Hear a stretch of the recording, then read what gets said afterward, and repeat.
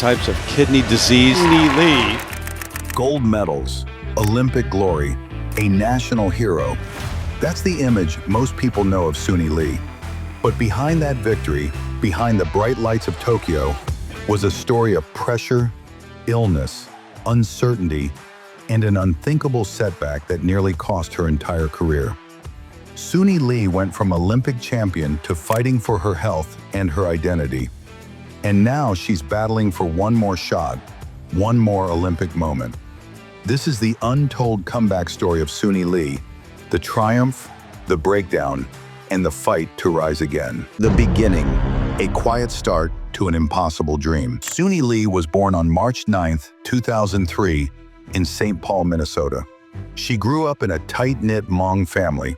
Her father, John Lee, the man she calls her biggest inspiration, built her first balance beam in their backyard out of wood from a Home Depot hardware store.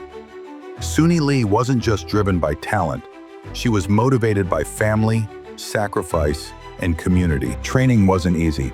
Her gym was small, the budget was tight, and gymnastics was expensive. But Suni Lee trained like someone who believed she could rewrite fate.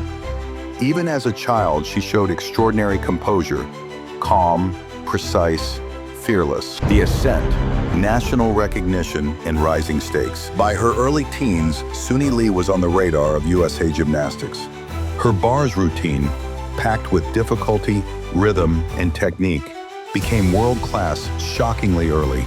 In 2019, she stunned the world at the US Championships and later at the World Gymnastics Championships, becoming known for her razor-sharp execution. While Simone Biles dominated headlines, Suni Lee was climbing quietly, disciplined, steady, waiting for her moment. No one knew how soon that moment would arrive, or how unexpectedly everything would change. Crisis, loss, and pain, the world stops. Then, the pandemic shut everything down. Gyms closed, the Olympics were postponed. For most athletes, this meant uncertainty. For Suni Lee, it meant more time. Time to heal, time to train, time to grow stronger. But that year wasn't just difficult, it was devastating. Suni lost an aunt and uncle to COVID-19 complications. She later said, "I almost quit gymnastics during that time. I didn't know if I could keep going." Yet, she did. The breakthrough. Tokyo 2021. When Simone Biles withdrew from the Olympic all-around final due to the twisties, the world froze. Suddenly, Suni Lee, the quiet, precise, steady competitor, was thrust into the role of America's hope. Under the highest pressure any gymnast could face, with the world watching and the story shifting in real time, Suni Lee delivered the performance of her life. Flawless balance, power on vault, elegance on floor, and bars, her specialty, executed with machine precision. And when the scores flashed, history was made. Suni Lee, Olympic all-around champion, the first Asian American woman, the first Hmong American Olympian, a new icon. Her name echoed across the world, becoming synonymous with resilience. The aftermath, fame hits hard. Endorsements came fast. Met Gala invites, media tours, commercials. College gymnastics fans packed arenas just to see her. But behind the smiles, she was unraveling. She later shared that after the Olympics, she struggled with anxiety and identity. She said, "I didn't feel like myself.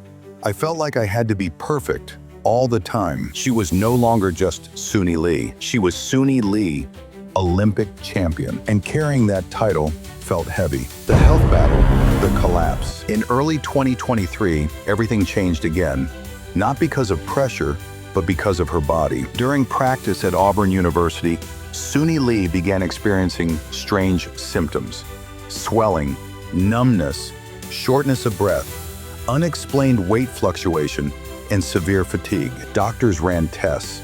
The diagnosis: 2 serious autoimmune conditions affecting her kidneys. One was later publicly confirmed, a rare form of kidney disease. It forced her to stop training, forced her to leave NCAA competition, forced her to face the possibility that her career and her Olympic future might end. Suni Lee described this period as one of the darkest of her life. She said, "It felt like everything I worked for was slipping away." The girl who survived pressure, loss, and national scrutiny now faced a battle with her own body. Recovery, treatment, and the fight to return. She began treatment, including medication, diet changes, and medical monitoring. Slowly, painfully, she returned to conditioning. Every routine was scaled down, every skill relearned. Every step forward felt like winning all over again. Through training videos posted online, fans watched the slow transformation, the spark returning, the power rebuilding, the confidence crawling back. And then, the announcement. Suni Lee was officially returning to elite gymnastics. With her eyes on Paris 2024, her comeback wasn't just physical, it was emotional. She said, "The present and the future, a new chapter." Suni Lee is now competing again, stronger, wiser, and fueled by something deeper than medals. She trains with intention. She speaks openly about mental health and illness. She represents not just athletic excellence, but emotional resilience. And as the Paris Olympics approach, one question hangs in the air. Will Suni Lee complete one of the greatest comebacks in U.S. gymnastics history? No matter what happens, one thing is clear. Suni Lee is more than an Olympic champion, more than a gymnast, more than a headline. She is proof that success is not just about winning, but about surviving, rebuilding, and rising again. Thank you for watching this deep dive into the journey of Suni Lee, athlete, champion, and inspiration. If her story moved you, hit like, subscribe, and share it with someone who needs to hear it. And tell us in the comments, do you think Suni Lee will return to the Olympic podium in Paris? Your engagement helps stories like hers reach the world. More incredible athlete stories are coming. And trust me, you don't want to miss them.